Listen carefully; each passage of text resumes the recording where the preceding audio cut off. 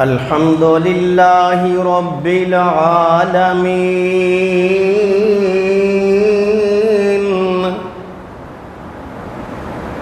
والصلاة والسلام علی سید الانبیاء سیدنا محمد وعلی آلہ وصحبہ اجمعین اللہم صلی علی محمد وعلی آل محمد کما صلیت علی ابراہیم وعلی آل ابراہیم انکا حمید مجید اللہم بارک علی محمد وعلی آل محمد کما بارکت علی ابراہیم وعلی آل ابراہیم انکا حمید مجید اللہم رب اشرح لی صدری ویسر لی امری واحلل عقدۃ من لسانی یفقہوا قولی رب زدنی علما اما بعد فاعوذ باللہ السمیع العلیم من الشیطان الرجیم بسم اللہ الرحمن الرحیم فَإِنْ آمَنُوا بِمِثْلِ مَا آمَنْتُمْ بِهِ فَقَدْ اهْتَدَوْا۔ ہر قسم کی تعریف اللہ مالک العلام ذوالجلال والاکرام کی ذات گرامی کے لیے، درود و سلام ہوں رسول معظم رسول مکرم صلی اللہ علیہ وآلہ وسلم پہ۔ مجھ سے قبل اہل حدیث ایکشن کمیٹی کے علماء کرام نے آپ کے سامنے خطابات فرمائے، اللہ تبارک و تعالی ان کا بیان کرنا اور آپ حضرات کا سننا اپنی بارگاہ میں قبول و منظور فرمائے۔ اصل میں یہ ایک بڑا عظیم مشن تھا، جس مشن کو ہمیں عرصہ دراز سے اپنانا چاہیے تھا، اس میں تاخیر ہوئی۔ اللہ تبارک و تعالی ہمیں معاف کرے اور آئندہ کے لیے ہمیں اسی طرح عزم کے ساتھ رب چلنے کی توفیق عطا فرمائے، اور اس ولولے کے ساتھ اٹھیے۔ کوئی یہ نہ سمجھے یہ صرف علماء کا کام ہے، یہ علماء لوگ کریں گے، نہیں، یہ ہمارے چھوٹے سے بچے سے لے کے بڑے بزرگ تک ہر فرد کا یہ کام ہے۔ اس لیے کہ آپ کے گھر میں اگر کوئی مسئلہ بنتا ہے، آپ کے گھر کے کسی فرد کو گالی دی جاتی ہے، یا آپ کے گھر پہ کوئی الزام لگاتا ہے، کوئی زبان درازی کرتا ہے، تو آپ آخری حد تک چلے جاتے ہیں۔ پھر اپنے گھر کا دفاع کرنے کے لیے آپ کے بچے بھی کھڑے ہوتے ہیں، بڑے بھی کھڑے ہوتے ہیں، مال بھی لٹتا ہے۔ اور اب بات ہے نبی علیہ السلام کے صحابہ کی، جنہوں نے اپنی جانیں دے کر کے اسلام کی آبیاری کی، جنہوں نے دفاع اس انداز سے کیا، نہ مال دیکھا نہ اولاد دیکھی۔ جس کے پاس مال نہیں ہے، گھر میں دیکھا کچھ بھی نہیں ہے، تو وہ عورت ہو کر کے جناب انس رضی اللہ تعالی عنہ کو لا کر کے مال کی صورت یہ ہے، پورا کپڑا بدن پہ ڈالنے کے لیے نہیں، اپنے دوپٹے کے 2 ٹکڑے کر کے بچے کو پہنا کر کے نبی علیہ السلام کی خدمت میں لا کر کے پیش کرتی ہے، تو ہمیں انہی کی طرح جس طرح صحابہ نے جانیں نچھاور کر کے نبی علیہ السلام کا دفاع کیا، اور دفاع اس انداز سے کر رہے تھے کوئی زبان نہ کھولے، اگر کوئی کھولتا ہے تو عمر کھڑا ہوا نظر آتا ہے جو کہتا ہے دعنی یا رسول اللہ، مجھے ذرا چھوڑنا، میں اس منافق کی گردن کو اتارتا ہوں۔ اور ایک بات یاد رکھنا، زمین والے صحابہ کا دفاع نہ بھی کریں تو میرا رب ان کا دفاع کرنا جانتا ہے، میرا رب اس طرح سے دفاع کراتا ہے دنیا اس کی مثال نہیں دے سکتی۔ دمشق کی مسجد کے اندر ابو ہریرہ رضی اللہ تعالی عنہ پہ کلام کرنے والے نے جب کلام کیا، مسئلہ پوچھا، حدیث مسرات جواب میں بتا دی گئی کہ کسی بھی جانور کے تنوں میں پستانوں میں دودھ نہیں روکا جا سکتا۔ جب جواب ملا، اس نوجوان نے کہا ابو ہریرہ کی بات کرتے ہو، وہ غیر فقیہ ہے، اس کو اس کا کیا پتا۔ یہ کہنے کی دیر تھی، آسمان پہ غور کرنا، مسجد کی چھت سے سانپ زمین پہ گرتا ہے، اس کے پیچھے لگتا ہے، وہ بھاگتا ہے، آگے آگے وہ ہے، سانپ پیچھے پیچھے ہے، سب کہتے ہیں تب معافی مانگ، معافی مانگ، معافی مانگتا ہے، سانپ غائب ہو جاتا ہے۔ یہ میرا رب ان کا دفاع کرنا جانتا ہے، اور اگر آپ نہ نکلے آپ سے سوال ہوگا، آپ کو مال دیا، جان دی، اور اصحاب ایسے دیے، آپ 10 مرتبہ بھی، کیا رات کو 10 مرتبہ جاگ کر کے بھی، جتنے مرضی سجدے دے کر کے بھی اپنے چہروں پہ وہ نشانات نہیں لا سکتے جن کا تذکرہ میرے رب نے ان کا کر دیا۔ محمد الرسول اللہ والذین معه اشداء علی الکفار رحماء بینہم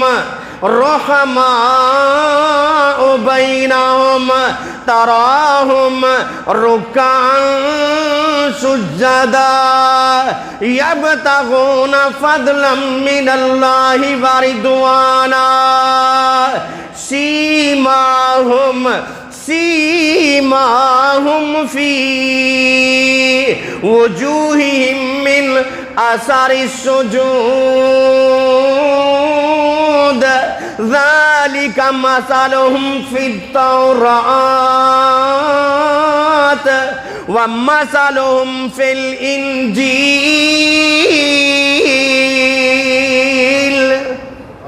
زور سے بولیں، مجھے پتا ہے ٹائم کم ہے لیکن تھوڑا سا بولیں ذرا۔ یہ صحابہ ان کے بارے میں بات کرتے ہو، رب کعبہ کی قسم ہے ہم تو صحابہ کو اس انداز سے کہتے ہیں، دنیا میں رب نے ان کو بھیجا، ان کے چہروں کے نقشے بھی پیش کر دیے، اور اگر یہ میں بات کہہ دوں تو کیا بات بنے۔ تجلا چہرے آنتے فاغسلودا تجلوا نور سیماہم وجودا۔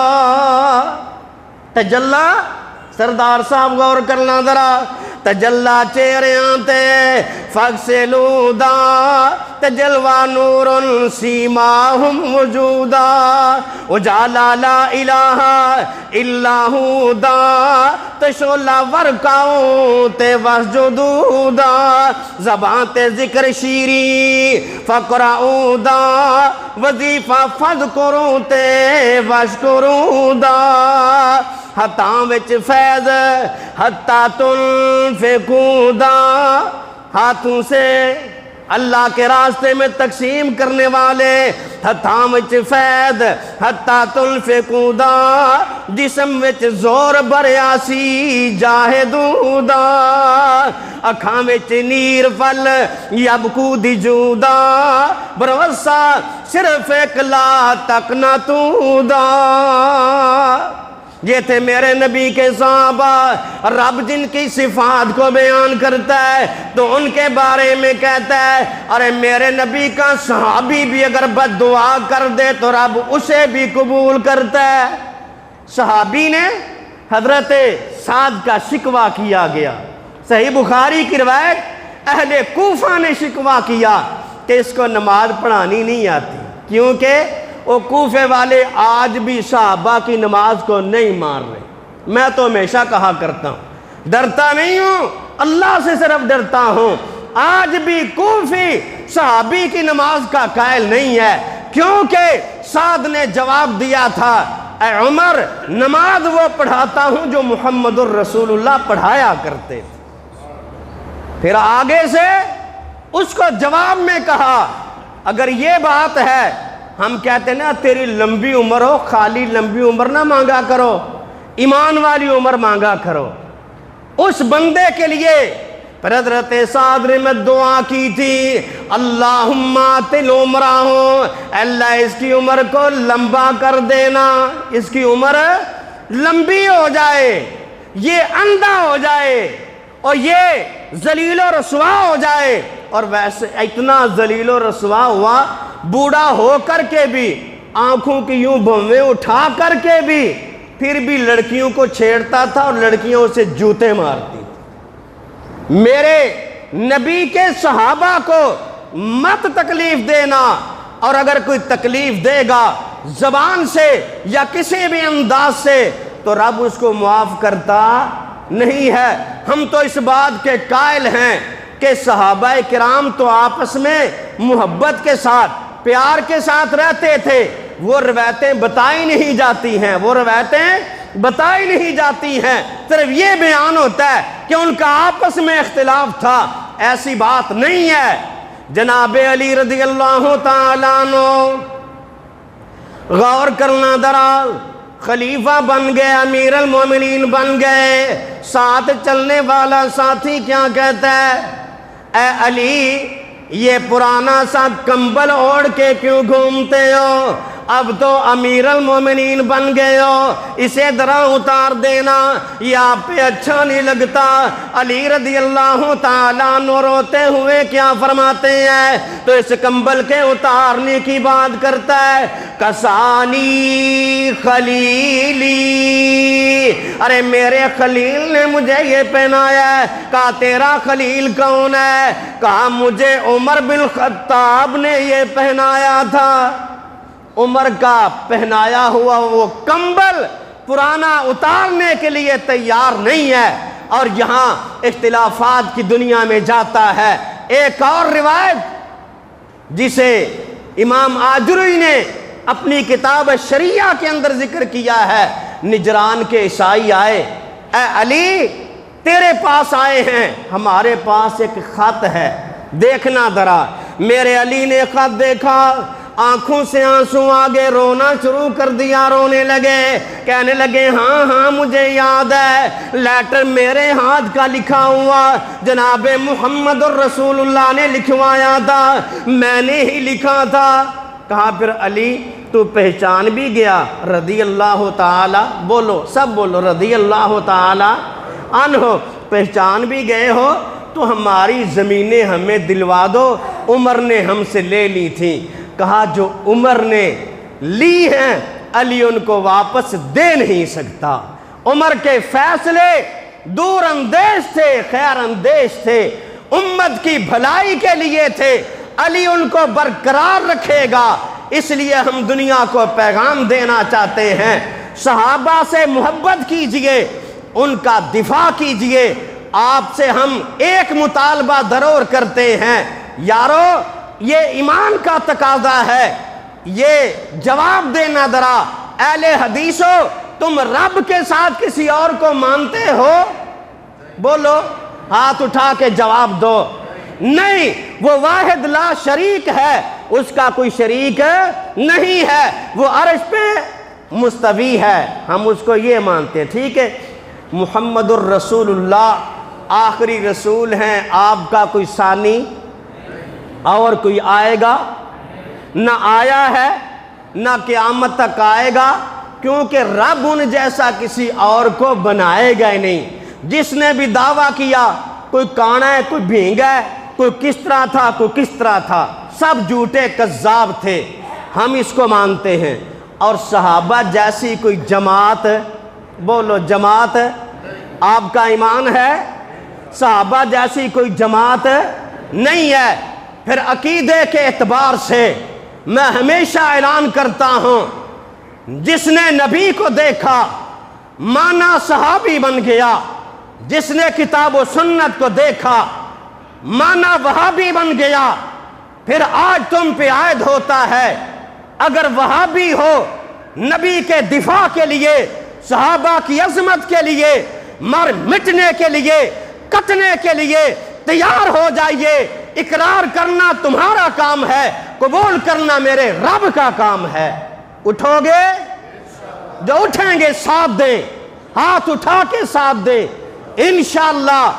یہ ہمارے شیخ اس کمیٹی کے رہبر ہیں، اس کمیٹی کے قائد ہیں، لیڈر ہیں، اور ہم کہتے ہیں دنیا کو ہم کہہ دیں گے، ہمارا عقیدہ تو یہ ہے، صدیق عمر مثالی ہیں، عثمان علی نرالے ہیں، اللہ ہے ولی ان کا اور یہ اللہ والے ہیں۔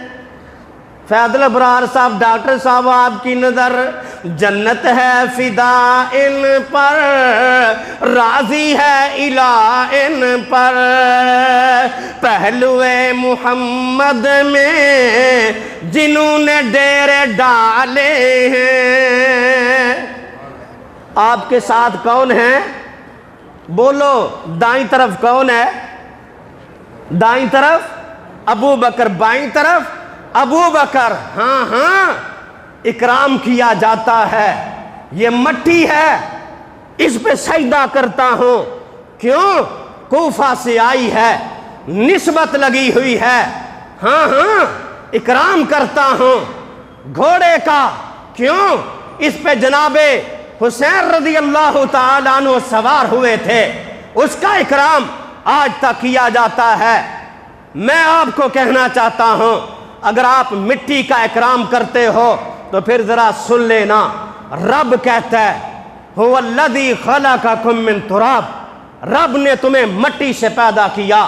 دوسری جگہ پہ فرمایا هو الذی خلقکم من طین، تمہیں مٹی سے پیدا کیا۔ تیسری آیت غور کرنا ذرا، جس مٹی سے تمہیں پیدا کیا ہے وہیں پہ منہا خلقناکم وفیہا نعیدکم، غور کرنا، اسی مٹی سے لیا، اسی میں تمہیں لٹایا جائے گا۔ نبی علیہ السلام بقیع قبرستان میں گئے، قبر دیکھی، فرمایا کس کی قبر ہے؟ قالوا لحبشی، حبشی کی قبر ہے۔ آپ نے فرمایا لا الہ الا اللہ، لا الہ الا اللہ۔ یہ بندہ وہاں سے آیا اور اس جگہ پہ پہنچا، اس زمین سے اللہ اس کو لے کر کے آیا، اس جگہ پہ لایا جس جگہ سے، جس مٹی سے اس کو بنایا گیا تھا، اس کی مٹی یہاں کی تھی۔ تو پھر مجھے کہنے دیجئے، حبشی حبشہ میں پیدا ہو کے مدینے میں آئے، میرے نبی فرمائے یہ مٹی یہاں کی تھی، اس کی لگی ہوئی، اس لیے آیا۔ صدیق میرے نبی کے ساتھ اس جنت کے ٹکڑے میں جائے جس مٹی سے نبی کو بنایا گیا، اس مٹی سے صدیق کو بنایا گیا، جس مٹی سے نبی کو بنایا گیا، اس مٹی سے فاروق کو بنایا گیا۔ اور مٹی کون سی ہے؟ ما بین منبری و روضتی، روضۃ من ریاض الجنہ، جنت کے ٹکڑے کی مٹی سے تخلیق اللہ کے رسول کی، اسی مٹی سے تخلیق صدیق کی، اسی مٹی سے تخلیق فاروق کی۔ کر الگ مجھے دکھا تو صحیح، قیامت تک کوئی ان کو الگ نہیں کر سکتا، بلکہ ہوگا یہ۔ آپ نے فرمایا ہَقَدْ نُبْعَثُ یَوْمَ الْقِیامہ، قیامت کے دن ہم اسی طرح سے اٹھیں گے۔ اللہ کے فضل و کرم سے ہم محبوب کو مانتے ہیں، صحابہ کو جانتے ہیں، انہوں نے جانیں دی، مال دیا، کیا آپ ان کی محبت میں کچھ بھی قربان نہیں کر سکتے؟ جو وقت قربان کریں گے ہاتھ اوپر کریں، صابر صاحب بھاگنے نہیں دوں گا، یہ ذہن میں رکھنا۔ ان ساتھیوں کا ساتھ دیجئے، ان نوجوانوں کا ساتھ دیجئے، اللہ آپ کو قبول فرمائے۔ وآخر دعوان الحمدللہ رب العالمین۔